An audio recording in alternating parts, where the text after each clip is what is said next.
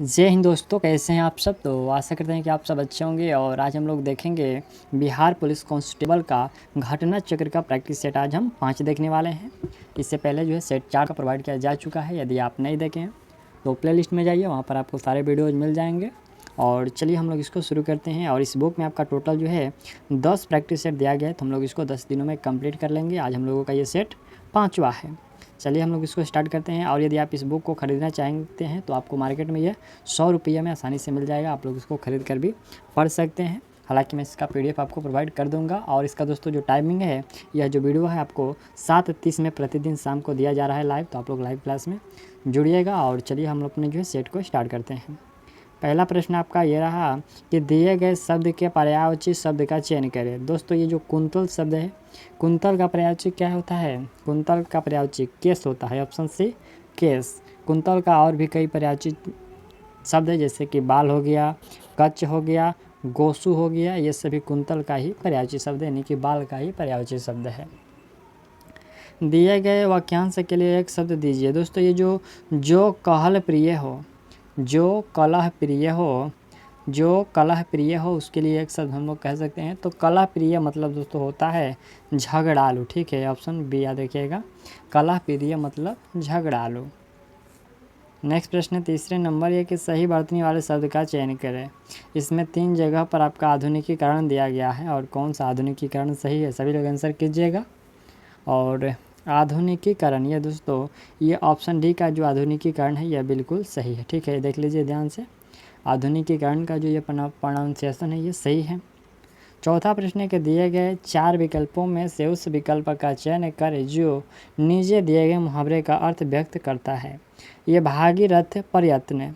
भागीरथ प्रयत्न दोस्तों इस मुहावरे का हम लोग यदि अर्थ देखेंगे तो हो जाएगा भारी कोशिश। ठीक है, प्रयत्न मतलब कोशिश होता है और भागीरथ मतलब जो है भारी। तो यानी कि ऑप्शन डी करेक्ट। ठीक, याद रखिएगा, भागीरथ प्रयत्न मतलब भारी कोशिश। 5वां प्रश्न के दिए गए वाक्य में जो है किस भाग में त्रुटि है? मैं उसकी बुद्धिमानता से बहुत प्रभावित हूँ। दोस्तों इस वाक्य में आप देखिए कहाँ पर त्रुटि है, थोड़ा ध्यान से देख। और इसमें हम लोगों का त्रुटि जो दिया गया है वो बुद्धिमत्ता, यहाँ पर जो बुद्धिमानता शब्द में, यह बुद्धिमानता गलत है। ठीक है, कुछ ऐसे नहीं लिखा जाता है। बुद्धिमानता आपको देखिए बुद्धिमत्ता ऐसे लिखा जाता है। ठीक है, इसमें न नहीं होता है। तो अब ये वाला सही है, यहाँ पर यह भी गलत है। ठीक, नेक्स्ट है कि सामान्य का विलोम शब्द क्या होगा? सभी लोग आंसर करते रहिएगा। सामान्य का विलोम दोस्तों क्या होगा? तो विशिष्ट होता है। ऑप्शन बी विशिष्ट, सामान्य विशिष्ट। 7वां प्रश्न है कि स्वर राहित व्यंजन जब स्वर राहित, यहाँ पर जो जब स्वर राहित व्यंजन जब स्वर साहित व्यंजन से मिलता है तब क्या कहलाता है? स्वर राहित व्यंजन जब स्वर साहित व्यंजन से मिलता है तो क्या कहलाता है? तो उसे संयुक्ताक्षर कहते हैं, संयुक्ताक्षर कहते हैं। ऑप्शन एक करेक्ट। नीचे दिए गए शब्द का सही बहुवचन रूप वाला विकल्प चुनिए। यह ऋतु का दोस्तों बहुवचन क्या होगा? ऋतु का ऋतुएं होता है, याद रखिएगा। ऋतु जो शब्द है इसका बहुवचन ऋतुएं होता है। Option A correct. 9 नंबर प्रश्न है कि निम्नलिखित प्रश्न में 4 विकल्पों में से उस सही विकल्प का चयन करें जो बताता है कि क्रिया भूतकाल से शुरू होकर अभी अभी समाप्त हुई हो। क्रिया भूतकाल से जो है शुरू होकर और अभी अभी समाप्त हुई है, उससे हम क्या कहेंगे? तो उससे हम एक नाम देते हैं आसन भूतकाल। ठीक है, अभी अभी समाप्त हुई है यानी कि आसन भूतकाल। भूतकाल में शुरू हुआ है और अभी अभी समाप्त हुआ है, तो आसन भूतकाल। नेक्स्ट प्रश्न 10 नंबर ये रहा। निम्नलिखित प्रश्न में 4 विकल्पों में से उस जो है सही विकल्प का चयन करें जो रेखांकित शब्दों का सही अव्यय का भेद हो। जैसे कि आज दिन भर वर्षा होती रही, आज दिन भर वर्षा होती रही। और इसमें कहा गया है कि जो रेखांकित शब्द है यानी कि दिन भर, ये आपका सही अव्यय का भेद बताइए। तो ये सही जो अव्यय होगा ये क्रिया विशेषण व्यय है। ठीक है, जो दिन भर जो है यह क्रिया विशेषण अव्यय है। Option A correct. प्रश्न के which of the following words is miss spelled. दोस्तों इन चारों में से जो है कौन से वर्ड में गलत किया गया है? तो यहाँ पर देख लीजिए ऑप्शन डी में जो ब्रेव लिखा गया है ये गलत है, इसका जो मीनिंग है गलत है। इसका सही मीनिंग होता है BEREAVE होता है, ना कि I भी होता है। तो ये मीनिंग सही हुआ। और इसका जो हिंदी होता है वो क्या होता है, छीन लेना, शोकाकुल होना, ठीक है, वंचित करना, इसका हिंदी होता है। 12 नंबर है कि fill in the blank by choosing the correct words. कह रहे कि this one is dot of two, यहाँ पर जो है this one is dot of the two, यहाँ पर क्या होगा, यहाँ पर दोस्तों द बेटर का प्रयोग होगा, ठीक है, रिक्त स्थान में द बेटर का प्रयोग होगा। यानी कि दिस वन इज, यानी कि यह दोनों में से, the better of the to, यानी कि जो है यह दोनों में से बेहतर है, ठीक है, यह जो है दोनों में से बेहतर है। नेक्स्ट प्रश्न 13 नंबर प्रश्न है कि give the correct antonym of the words. Periodical, दोस्तों ये जो विलोम शब्द बताना है, ये पीरियोडिकल जो शब्द है इसका विलोम। पीरियोडिकल का पहले हम लोग हिंदी जानेंगे, तो इसका हिंदी होता है फिजूल खर्ची या फिर खर्चीला। तो हम लोग इसका विलोम यदि करेंगे तो क्या होगा, यहाँ पर फ्रोगल है, देखिए यहाँ पर फ्रोगल, फ्रोगल का मतलब होता है मित्य व्यय, यानी कि जो है अल्प व्यय, यानी कि जो है कम खर्चा करने वाला, ठीक है। तब यहाँ से हम लोग का ऑप्शन सी करेक्ट हुआ। प्रश्न के which of the following words is miss spelt. दोस्तों इन चारों में से कौन सा वर्ड है जो गलत है। तो इसमें जो आप राइटोरिक देख रहे हैं ये गलत है। राइटोरिक का सही मीनिंग होता है RHETORIC होता है, ठीक है, तब यह राइटोरिक सही हुआ। और इसका हिंदी होता है शब्दों का आडंबरपूर्ण प्रयोग होता है। 15 नंबर यहाँ पर जो प्रश्न है ये अवश्यमल का, यहाँ पर जो अवश्यमल जो है मीन्स बताना है, यानी कि अवश्यमल का सेम जो है तात्पर्य क्या है। तो इसका मतलब होता है ये नाउन है, उसका मतलब हुआ बहुत ही खराब। तो हम लोग इसके सेम मीनिंग दे सकते हैं, ये हॉरिफ्लाइंग। हॉरिफ्लाइंग का मतलब दोस्तों होता है डरावना, भयानक, घोर डरावना, तो इत्यादि मीनिंग हुआ, यानी कि इससे जो है मिलता जुलता मीनिंग हुआ। क्योंकि जो अवश्यमल है इसका मतलब होता है बहुत ही खराब, अथाह। तो इसका जो सेम मीनिंग देंगे यदि, तो हम लोगों का ये हो जाएगा भयंकर, यहाँ पर भयंकर, भयानक, घोर, डरावना इत्यादि होगा, ठीक। चलिए नेक्स्ट प्रश्न यहाँ से आपका पैसेज से शुरू हुआ। पैसेज से 2 प्रश्न रहेंगे। पैसेज को आप वीडियो रुका करके पढ़ लीजिए, और इधर भी है। चलिए 16 नंबर प्रश्न है कि since no one is perfect, since no one is perfect and whole sighted, so it's of no use tasking suggestions from other such people to reach a conclusion। तो इसमें हम लोग का दोस्तों राइट आंसर होगा, या पैसेज को पढ़िएगा तभी समझ में आएगा, हमने भी पैसेज नहीं पढ़ा है। यहाँ से 16 का राइट आंसर आपका इनकरेक्ट होगा, ठीक है, इनकरेक्ट। अगला यहाँ से 17 नंबर प्रश्न है कि as it is not in our capacity to see the things in a particle judgment is not justified। दोस्तों यहाँ से ऑप्शन हम लोगों का बी होगा, नॉट जस्टिफाइड। अगला 18 नंबर है कि fill in the blank by choosing the correct words, या फिर words there dot dot 3 girls in the car. दोस्तों यहाँ पर हम लोगों का सही यदि वर्ब देंगे तो आर का प्रयोग हुआ कि there are 3 girls in the car, यानी कि कार में 3 लड़कियां है। ऑप्शन से करेक्ट। नेक्स्ट प्रश्न 19 नंबर ये प्रश्न रहा कि our school library boasts of many dot dot editions of the dot dot classical writers. दोस्तों यहाँ पर हम लोग यदि रिक्त स्थान में देंगे तो ऑप्शन डी में ओल्ड दिया गया है, यह सही होगा। यानी कि our school library boasts of many edition of the old classical writer. इसमें इसका हिंदी हुआ कि हमारे स्कूल की लाइब्रेरी में पुराने शास्त्रीय लेखकों के कई पुराने संस्करण मौजूद हैं, ठीक, ऑप्शन डी करेक्ट। 20 नंबर प्रश्न कह रहा है कि change the sentence into passive voice. दोस्तों do you not understand my meanings, do you not understand my meanings, यानी कि इसका जो है पैसिव में चेंज करेंगे। इसका हिंदी होगा कि क्या तुम मेरा मतलब नहीं समझते। तो इसका पैसिव वॉइस हो जाएगा इज माई मीनिंग्स अंडरस्टूड, यहाँ पर जो understood, option D correct. Next प्रश्न यहाँ से 21 नंबर प्रश्न है। प्रश्न कह रहा है कि नेपाल की पहली बहुराष्ट्रीय पेट्रोल पाइपलाइन बिहार में कहाँ से शुरू होती है? बिहार में कहाँ से शुरू होती है? मोतिहारी, पटना, रक्सौल या फिर जोगबनी? राइट आंसर होगा यह शुरू होती है मोतिहारी से, ऑप्शन ए करेक्ट। यह लगभग जो है 69 किलोमीटर है, ठीक है, यह जो है 69 किलोमीटर लंबी है। निम्न में से कौन सी झील जो है बिहार में स्थित है? दोस्तों बिहार में झील की बात करें तो ये जो अनुपम झील है यह बिहार में स्थित है, बिहार के कैमूर में यह स्थित है। 23 नंबर प्रश्न है कि बिहार राज्य में सर्वाधिक जो साक्षर जिला कौन सा है? तो वह जिला है रोहतास, ठीक है, ऑप्शन डी। बिहार में कुल 38 जिले हैं जिसमें जो रोहतास है वो साक्षरता जो है यहाँ की सबसे अधिक है। अभिनव जावे, यहाँ पर जो अभिनव जयदेव की उपाधि निम्न में से किसे प्राप्त थी? अभिनव जयदेव की जो उपाधि है यह विद्यापति को प्राप्त थी। विद्यापति को अभिनव जयदेव व मैथिली कवि कोकिल के जो है उपाधियाँ प्राप्त थी, तो ये भी याद रखिएगा। नेक्स्ट प्रश्न 25 नंबर, सितंबर 2022 में कौन यूनाइटेड किंगडम के नए सम्राट बने? यूनाइटेड किंगडम के नए सम्राट बने थे किंग चार्ल्स तृतीय बने थे। सितंबर 2022 को केंद्र सरकार ने किस तिथि को हैदराबाद मुक्ति दिवस के जो वर्ष भर चलने वाले स्मृति उत्सव को मंजूरी दी और यह किस तिथि को दिया गया? तो यह दिया गया 17 सितंबर को, ऑप्शन बी 17 सितंबर को।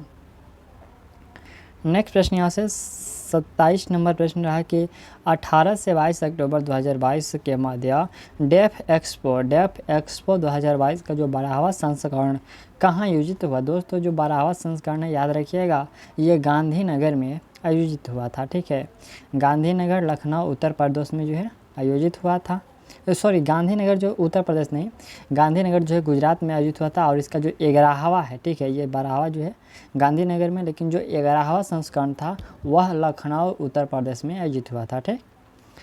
दिसंबर 2022 में कौन वुशु विश्व चैंपियनशिप में पदक जीतने वाली जम्मू कश्मीर की पहली महिला एथलीट बनी? तो वह बनी हुई है Aira Chishti, option A correct, Aira Chishti.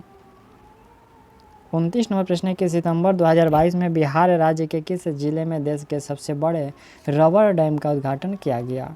सितंबर 2022 में, और यह रबर डैम गया में जो है उद्घाटन किया गया, ठीक है। इसका पूछा गया कि उद्घाटन कहाँ किया गया, तो यह गया में उद्घाटन किया गया, ठीक।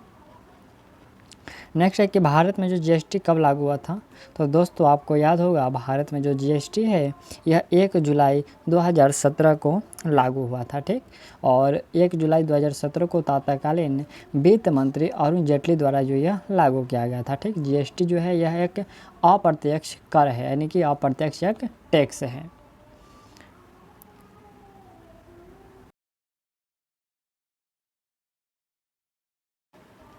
राष्ट्रीय विकास परिषद का जो गठन कब हुआ था? राष्ट्रीय विकास परिषद का गठन 1952 में किया गया, ऑप्शन है 1952 में।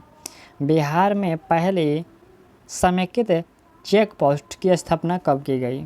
बिहार में पहले जो है समेकित चेक पोस्ट की जो स्थापना है यह कब की गई? तो यह दोस्तों 2018 में किया गया है, ऑप्शन सी 2018 में।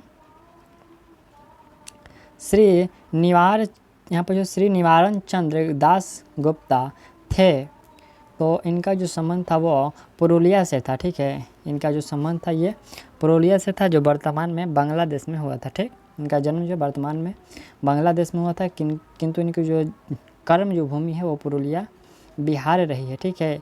ये बिहार के पुरुलिया जिला के स्कूल में हेडमास्टर थे और इन्होंने अतुल चंद्र घोष के साथ मिल करके शिल्प श्रम की स्थापना की। याद रखिएगा ये जो निवारण चंद्र दास गुप्ता थे ये तो बंगाल के रहने वाले थे, लेकिन ये पुरुलिया से इनका जो संबंध है इसलिए क्योंकि यह अतुल चंद्र घोष के साथ मिल करके शिल्प श्रम की जो है स्थापना किए थे।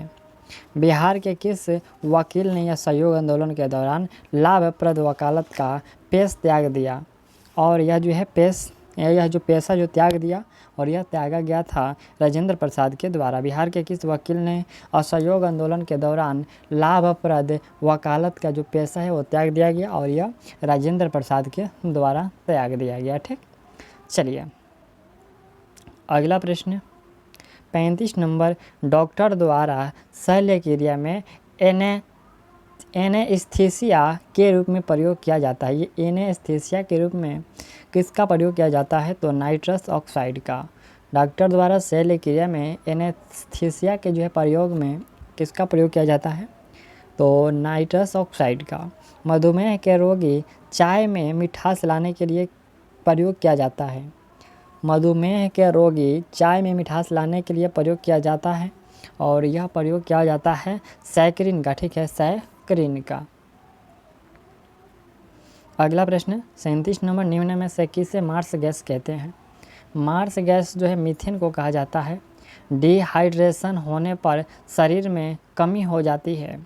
डिहाइड्रेशन होने पर जो शरीर में कमी हो जाती है और यह कमी नमक की होती है। ऑप्शन बी, नमक की कमी हो जाती है। अगला प्रश्न है कि किसे प्रोटीन की फैक्ट्री भी कहते हैं? दोस्तों, प्रोटीन की फैक्ट्री राइबोसोम को कहा जाता है। ऑप्शन डी, प्रोटीन की फैक्ट्री राइबोसोम को। CH3 COOH CH2 और CH3 डॉट डॉट का यह सूत्र है। तो यह सूत्र दोस्तों एथिल एथेनोट का है। ठीक है, एथिल एथेनोट का यह सूत्र है। 41 नंबर के, जब महात्मा गांधी को रेलगाड़ी से जबरन उतारा गया तब वे दक्षिण अफ्रीका में कहाँ जा रहे थे? दोस्तों, वो कहाँ जा रहे थे बताना है। तो वह प्रिस्टोरिया जा रहे थे। ठीक है, प्रिटोरिया जा रहे थे। 1893 में, याद रखिएगा, 1893 ईस्वी में जब महात्मा गांधी डबरन से प्रिटोरिया जा रहे थे तो उन्हें पीटर देखिए उससे याद रखिएगा, वो स्टेशन का नाम है पीटर मार्टिजबर्ग, ठीक है, के निकट रेलगाड़ी से जो जबरन उतारा गया। ये जो पीटर मार्टिजबर्ग है ये स्टेशन का नाम है। और वह जो जा रहे थे वह कहाँ? प्रिटोरिया जा रहे थे। और कहाँ से जा रहे थे? तो डरबन से जा रहे थे। ठीक, और ये 1893 की घटना है। ठीक, मौर्य राजवंश की स्थापना मगध में हुई थी जो वर्तमान में डोडोडॉट के नाम से जाना जाता है। तो वर्तमान में यह बिहार के नाम से जाना जाता है। 43 नंबर है कि भारत निम्न में से किस संगठन का सदस्य नहीं है? भारत जो है किस संगठन का? तो ये दक्षिण पूर्व एशियाई राष्ट्रों का संगठन इसका जो है सदस्य नहीं है। यानी कि ये दक्षिण पूर्व एशियाई राष्ट्र यानी कि एशियन हुआ और एशियन का सदस्य भारत नहीं है। इसके सदस्य हैं Brunei, Cambodia, Indonesia, Laos, Malaysia, Myanmar, Philippines, Singapore, Thailand और वियतनाम। ये सभी इसके सदस्य देश हैं। 44 नंबर प्रश्न है कि बहता डोडोट नदी के तट पर विकसित हुई। दोस्तों, जो वैदिक सभ्यता है यह किस नदी? सरस्वती नदी के जो है तट पर विकसित हुई।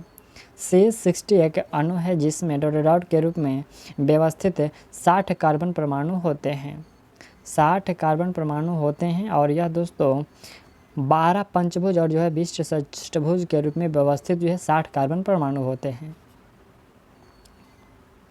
46 नंबर प्रश्न रहा कि सर्वोत्तम गुणवत्ता वाला कोयला जिसमें 80 से 95% कार्बन होता है और वह कोयला कहलाता है।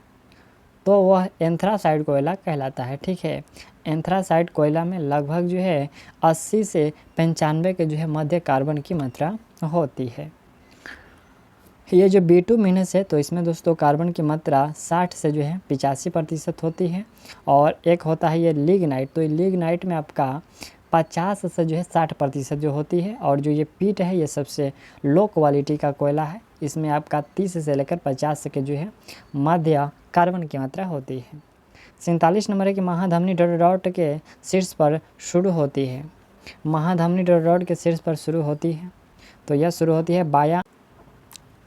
अगला प्रश्न 48 नंबर है कि वार्षिक भारतीय शास्त्रीय संगीत समारोह सवाई गंधर्व भीमसेन महोत्सव डोडोडॉट में आयोजित किया जाता है। तो यह आयोजित किया जाता है पुणे में। ऑप्शन है यह जो है पुणे में आयोजित किया जाता है। अगला जो प्रश्न दोस्तों ये हम लोगों का मैथ का प्रश्न है। मैथ का प्रश्न आप लोग सॉल्व कीजिएगा, आंसर देख लीजिए और प्रश्न को रुका करके वीडियो स्क्रीनशॉट ले लीजिएगा। चलिए 49 का राइट आंसर डी होगा, 50 का राइट आंसर डी होगा, 51 का राइट आंसर सी होगा, 52 का राइट आंसर दोस्तों बी होगा, 53 का राइट आंसर आपका सी होगा, 54 का राइट आंसर ए होगा, 55 का राइट आंसर आपका डी होगा। 56 का राइट आंसर ए होगा। और 57 नंबर प्रश्न पढ़िए, 57 का राइट आंसर यहाँ पर आपका सी होगा। 58 नंबर देख लीजिए, 58 का राइट आंसर आपका ए होगा। 59 का राइट आंसर दोस्तों बी होगा। 60 नंबर आकृति को अध्ययन कीजिए और 60 नंबर का राइट आंसर आपका सी होगा, 82 डिग्री। चलिए अगला प्रश्न यहाँ से 61 नंबर ये प्रश्न रहा कि गौतम बुद्ध के संवादों की भाषा क्या थी। गौतम बुद्ध के जो संवादों की जो भाषा थी वह दोस्तों पाली थी। NaOH सूत्र वाले एक यौगिक कंपाउंड्स का सामान्य नाम क्या है? तो इसका सामान्य नाम है कास्टिक सोडा। ऑप्शन है कास्टिक सोडा। अगला है कि रबर को वल्कनित करने के लिए प्रयुक्त तत्व है। रबर को वल्कनित करने के लिए जो प्रयुक्त तत्व है और वह तत्व है सल्फर। नेफ्थलीन और बालू के मिश्रण को किस विधि द्वारा अलग किया जाता है? नेफ्थलीन और बालू के मिश्रण को दोस्तों अलग किस विधि के द्वारा किया जाता है? तो राइट आंसर होगा ये ऊर्ध्वपातन विधि के द्वारा। अगला प्रश्न है कि मॉकडिंग शब्द किस खेल से संबंधित है? तो यह संबंधित है क्रिकेट से। मुगल सम्राट अकबर का जो विश्वसनीय सेनापति कौन थे? राजा टोडरमल, मान सिंह प्रथम, बीरबल या फिर तानसेन? राइट आंसर होगा मान सिंह जो प्रथम थे, ये मुगल सम्राट अकबर का विश्वसनीय सेनापति थे। दही बनाने में बैक्टीरिया सहायक होते हैं। दही बनाने में जो बैक्टीरिया सहायक होते हैं वो कौन सी बैक्टीरिया है? तो राइट आंसर दोस्तों होगा लैक्टोबैसिलस एसिडोफाइलस जो है बैक्टीरिया है, जो कि दूध से जो है दही बनाने में सहायक होती है। ठीक। अगला है कि निम्नलिखित में कौन ओंकोजिन द्वारा प्रेरित होता है? ओंकोजिन द्वारा प्रेरित होता है कौन? तो कैंसर। ऑप्शन बी ओंकोजिन द्वारा प्रेरित होता है कैंसर। 69 नंबर प्रश्न के सन 1793 में बंगाल में लॉर्ड कॉर्नवालिस द्वारा लाया गया जो अस्थायी बंदोबस्त को किस नाम से जाना जाता है? तो दोस्तों इस अस्थायी बंदोबस्त को नाम से जानते हैं हम लोग जमींदारी प्रणाली। ठीक है। लॉर्ड कॉर्नवालिस ने 1790 ईस्वी में जो है 10 वर्षीय लगान व्यवस्था लागू की, जिससे 1793 में अस्थायी कर दिया गया था। तो ये आप लोग याद रखिएगा, इसको जो है 1793 में अस्थायी कर दिया गया, लेकिन यह लागू जो है कब किया गया? तो यह 1790 में किया गया था। ठीक, लॉर्ड कॉर्नवालिस के द्वारा। भारतीय राष्ट्रीय कांग्रेस के दूसरे अध्यक्ष कौन थे? तो सेकंड अध्यक्ष थे दादा भाई नौरोजी। दादा भाई जो नौरोजी थे ये भारतीय राष्ट्रीय कांग्रेस के द्वितीय अध्यक्ष थे। अगला प्रश्न 71 नंबर ये रहा। प्रश्न है कि भारतीय संविधान के प्रस्तावना में समाजवादी शब्द जोड़ा गया। समाजवादी शब्द यह दोस्तों जोड़ा गया था 42वें संविधान संशोधन में। नेक्स्ट है कि निम्नलिखित में से कौन दक्षिण बिहार में स्थित है? पूर्णिया, राजगीर, आरा, गया? दोस्तों दक्षिण बिहार में स्थित है इसमें से गया। चलिए यदि कोई गया से हो तो आप लोग कमेंट कीजिएगा। दक्षिण बिहार में किसी संगठन के सदस्यों को किस आधार पर एकत्रित होने से वंचित किया जा सकता है? किसी संगठन के सदस्यों को किस आधार पर एकत्रित होने से वंचित किया जा सकता है? और यह वंचित किया जा सकता है राष्ट्र की एकता एवं संप्रभुता।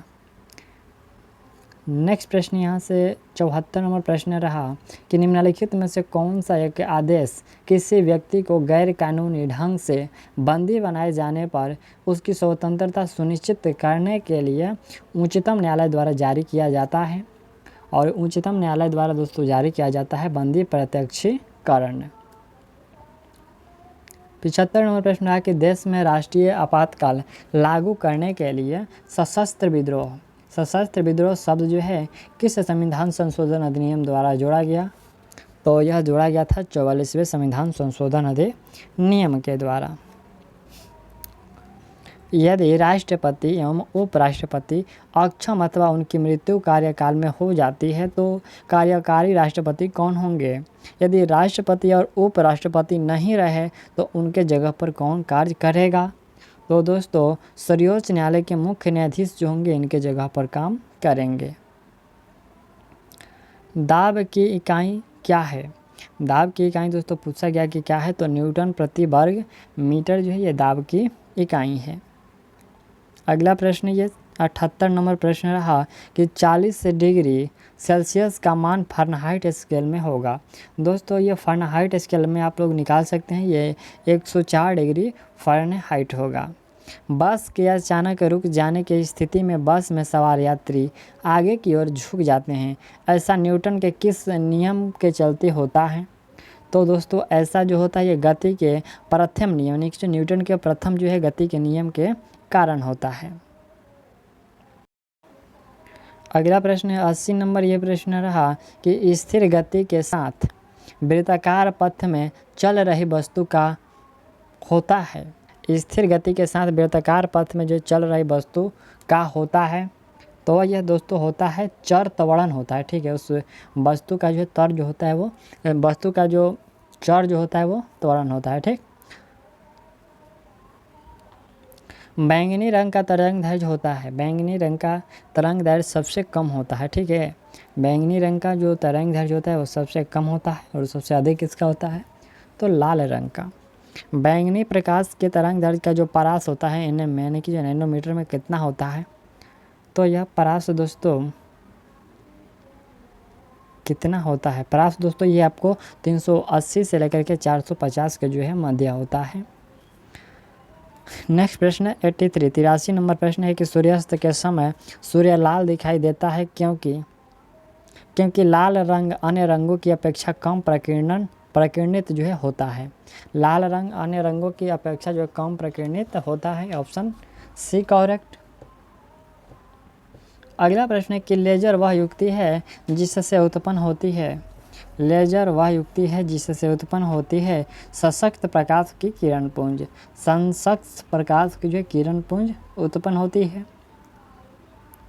जिसके नीचे पदार्थ ठंडा नहीं हो सकता वह न्यूनतम संभावित जो तापमान होगा, जिसके नीचे पदार्थ ठंडा नहीं हो सकता वह न्यूनतम जो संभावित तापमान होगा, तो वह तापमान -273.15 सेल्सियस होगा। किसके परिमाण स्वरूप जो है 5वीं शताब्दी में गुप्त साम्राज्य का पतन हुआ, और यह किसके परिमाण स्वरूप किसके कारण, तो यह दोस्तों हून आक्रमण के कारण, याद रखिएगा हून आक्रमण के कारण। नेक्स्ट प्रश्न 87 नंबर, पुलकेशिन द्वितीय पराजित हुआ था। पुलकेशिन जो द्वितीय है नरसिंह वर्मन द्वारा या फिर सिंह विष्णु द्वारा या फिर महेंद्र वर्मन या फिर राजा राज द्वारा, तो यह जो है पराजित हुए थे नरसिंह वर्मन के द्वारा। पिंडों को आवेशित करने के लिए जिम्मेदार कारक हैं, और वह जिम्मेवार कारक है इलेक्ट्रॉन का अंतरण। ठीक है, ऑप्शन है इलेक्ट्रॉनों का अंतरण। किसी तत्व के गुण को प्रदर्शित करता है, किसी तत्व के जो है गुण को परमाणु क्रमांक की संख्या परमाणु में उपस्थित प्रोटॉनों की संख्या के बराबर होती है तथा जो है प्रोटॉनों की संख्या इलेक्ट्रॉनों की संख्या के बराबर होती है, अतः किसी तत्व के जो गुणों को परमाणु क्रमांक द्वारा जो है ज्ञात किया जाता है। ठीक है, ऑप्शन यहाँ से हम लोगों का ये जो है करेक्ट होगा, परमाणु क्रमांक के द्वारा ज्ञात किया जाता है। 90 नंबर है कि नाभिक के प्रोटॉनों की संख्या और नाभिक में जो है प्रोटॉनों की संख्या और न्यूट्रॉनों की संख्या के योग को क्या कहते हैं, दोनों को योग को क्या कहते हैं, परमाणु संख्या, द्रव्यमान संख्या, तुल्यांकी भार या फिर अनुभार, तो उसे कहा जाता है द्रव्यमान संख्या।